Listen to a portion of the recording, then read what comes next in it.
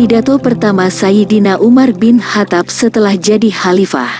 Ahad, tanggal 19 Mei tahun 2019, pukul 14 waktu Indonesia Barat.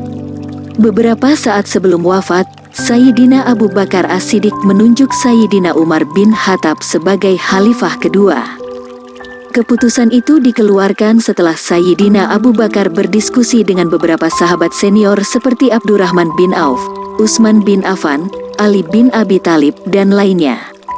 Semula ada saja suara tidak sepakat mengingat Sayyidina Umar orangnya begitu keras. Namun akhirnya, semuanya setuju dengan kebijakan Sayyidina Abu Bakar tersebut. Keesokan harinya, Sayyidina Umar bin Khattab menemui orang-orang yang ada di Masjid Nabawi. Mereka menyambutnya dan siap untuk membayat sang khalifah kedua. Singkat cerita, setelah dibayat, Sayyidina Umar menaiki tangga mimbar dan menyampaikan pidato pertamanya. Sebuah pidato yang sangat menyentuh, penuh rasa haru dan rendah hati. Umat Islam yang hadir kala itu memuji pidato Sayyidina Umar bin Khattab. Mereka baru ngeh kalau firasat Sayyidina Abu Bakar tepat, yakni menunjuk Sayyidina Umar sebagai khalifah kedua setelah mendengarkan pidato Sayyidina Umar. Dikutip dari buku Umar bin Khattab, Sayyidina Umar mengawali pidatonya dengan mengucapkan hamdalah, solawat, dan memaparkan beberapa jasa Sayyidina Abu Bakar. Setelah itu, dia baru menyampaikan pidato intinya. Berikut pidato lengkapnya. Saudara-saudara, saya hanya salah seorang dari kalian. Kalau tidak karena segan menolak tawaran Khalifah Rasulullah, saya pun akan enggan memikul tanggung jawab ini. Allahumma ya Allah, saya ini sungguh keras, kasar, maka lunakkanlah hatiku. Allahumma ya Allah, saya sangat lemah, maka berikanlah kekuatan. Allahumma ya Allah, saya ini kikir, jadikanlah saya orang dermawan bermurah hati. Tiba-tiba Sayyidina Umar berhenti sejenak. Setelah orang-orang lebih tenang, dia melanjutkan pidatonya.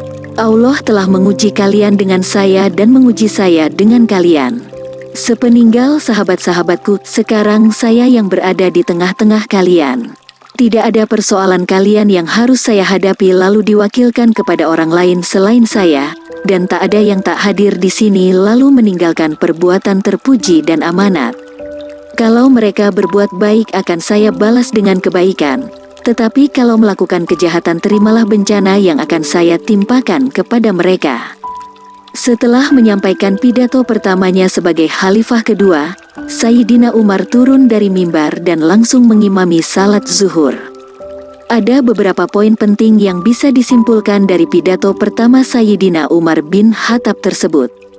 Pertama, jabatan adalah sebuah tanggung jawab yang tidak perlu diperebutkan, apalagi sampai meneteskan darah manusia.